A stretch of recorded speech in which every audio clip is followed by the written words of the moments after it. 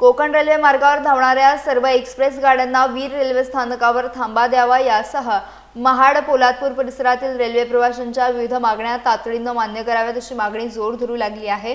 मागण्या मान्य न झाल्यास 6 सप्टेंबर रोजी वीर रेल्वे स्थानकावर रेल रोको आंदोलन करण्यात येईल असा इशारा मिशन वीर रेल्वे थांबा महाड पोलादपूर कृती समितीचे मुख्य प्रवर्तक तथा पत्रकार मनोज खांबे यांनी दिला।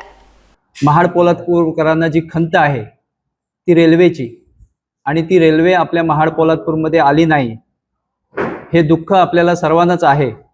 पण आपल्याला जो थांबा दिलेला आहे वीर रेल्वे स्थानक आणि ह्या वीर रेल्वे स्थानकावर केवळ 2 गाड्या सोडल्या लोकल तर आठवड्यातून एखादी गाडी सोडली तर एकही गाडी आपल्या तिथं थांबत नाही।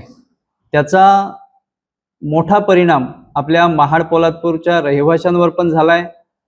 ऐतिहासिकदृष्ट्या आपलं महाड हे जगाच्या नकाशावर आहे। त्याचं कारण छत्रपती शिवरायांचा रायगड किल्ला, बाबासाहेब आंबेडकरांचा चौदार तळे, शिवतरघळ, वीरेश्वर मंदिर अशी अनेक ठिकाणं सांगता येतील। MIDC ते पोलादपूरपर्यंत एक आपला रेल्वे फाटा आणि रेल्वे स्टेशन यावं ही आहेच।